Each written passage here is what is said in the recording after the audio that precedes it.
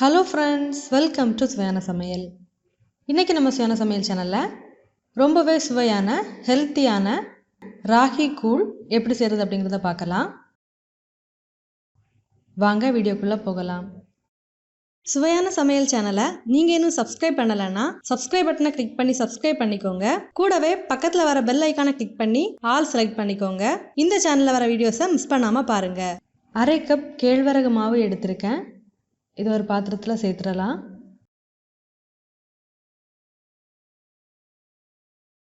இப்போ இதில் தேவையான அளவு தண்ணி சேர்த்து இதை நல்லா கட்டி இல்லாமல் கலந்து எடுத்துடலாம்.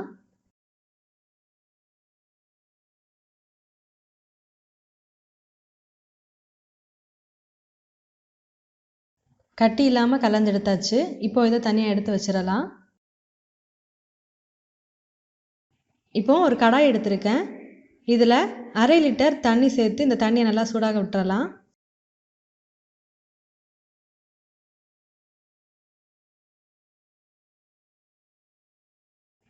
தண்ணி நல்லாவே சூடாகியாச்சு. இதில் தேவையான அளவு உப்பு சேர்த்துடலாம்.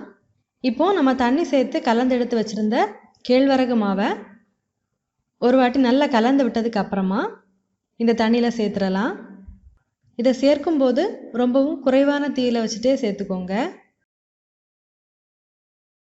இதை கட்டிப்படாமல் நல்லா கலந்து விட்டுட்டே இருக்கலாம். இதை நம்ம தண்ணியில் சேர்த்த கொஞ்ச நேரத்திலேயே இது நல்லா கெட்டியாக ஆரம்பிச்சிடும்.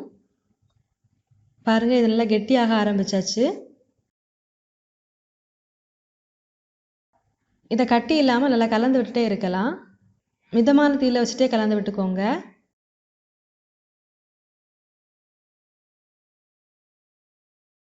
இதை மிதமான தீயில வச்சு நல்லா கிளறி விட்டுட்டே இருக்கலாம். கட்டி இல்லாமல் நல்லா கிளறி விட்டுக்கோங்க.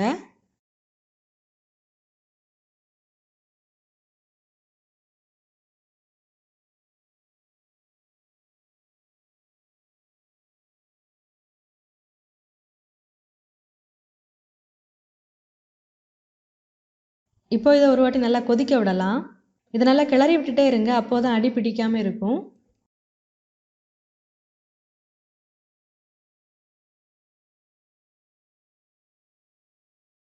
இதை மிதமான தீயில வச்சு ஒரு 10லேருந்து 15 நிமிஷம் வரைக்கும் கிளறி விட்டு நல்லா வேக வச்சு எடுக்கணும். அப்போதான் இந்த கேழ்வரகு மாவோட பச்சை வாசனை எதுவும் இல்லாமல் நல்லாவே குக்காகி வரும். இந்த மாதிரி இதை நல்லாவே வேக விட்டு எடுத்தோம் அப்படின்னா தான் கூழ் சாப்பிடும்போது பச்சை வாசனை எதுவும் இல்லாமல் சாப்பிட்றதுக்கு ரொம்பவே நல்லா இருக்கும்.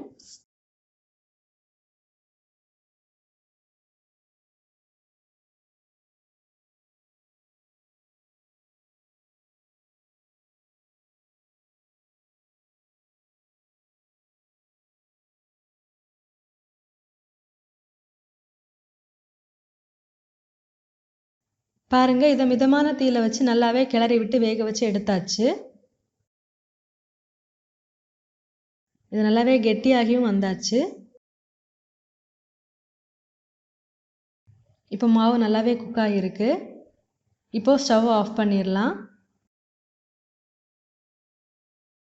இப்போ இதை நல்லாவே சூடார விட்டு எடுத்துடலாம். பாருங்கள், இதை நல்லாவே சூடார விட்டு எடுத்தாச்சு. இப்போ இதை ஒரு வாட்டி நல்லா கலந்து விட்டுறலாம்.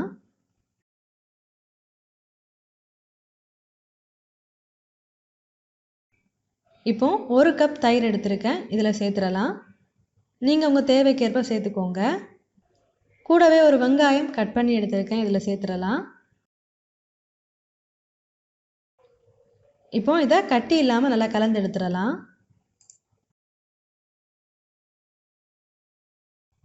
இப்போ இதில் தேவையான அளவு தண்ணி சேர்த்துடலாம். சேர்த்துட்டு இதை கட்டி இல்லாமல் நல்லா கலந்து எடுத்துடலாம்.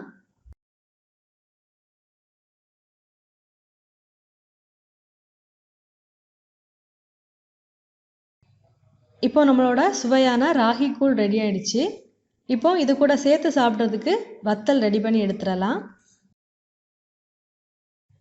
ஒரு கடாயில் வத்தல் பொரிக்கிறதுக்கு தேவையான அளவு எண்ணெய் சேர்த்துடலாம்.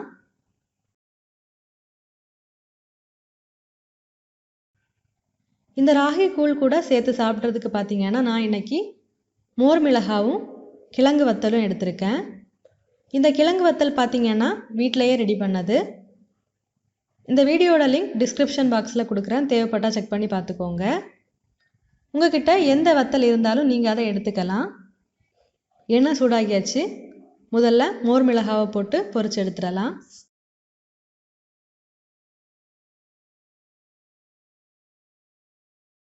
மோர் மிளகாவை பொரிச்சு எடுத்தாச்சு.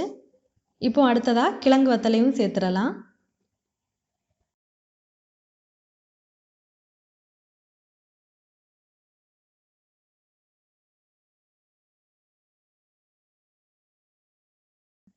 கிழங்கு வத்தலும் நல்லா பொரிஞ்சு வந்தாச்சு. இதையும் எடுத்துடலாம்.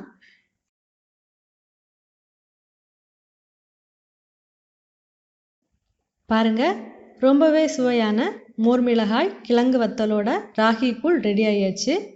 நீங்களும் இந்த மாதிரி செஞ்சு பாருங்கள். செஞ்சு பார்த்ததுக்கு அப்புறமா உங்கள் கமெண்ட்ஸை மறக்காமல் எங்களோட ஷேர் பண்ணுங்கள். இந்த வீடியோ உங்களுக்கு யூஸ்ஃபுல்லாக இருந்துச்சு அப்படின்னா உங்கள் நண்பர்களோட பகிர்ந்து கொள்ளுங்கள். நீங்கள் என்ன நம்ம சுவையான சமையல் சேனலை சப்ஸ்கிரைப் பண்ணலைன்னா மறக்காமல் சேனலை சப்ஸ்கிரைப் பண்ணிக்கோங்க. இந்த மாதிரி சுவையான ஒரு ரெசிபியோட நான் உங்களை சந்திக்கிறேன். அது வரைக்கும் சுவையாக சமைங்க, சுவையாக சாப்பிடுங்க. நன்றி.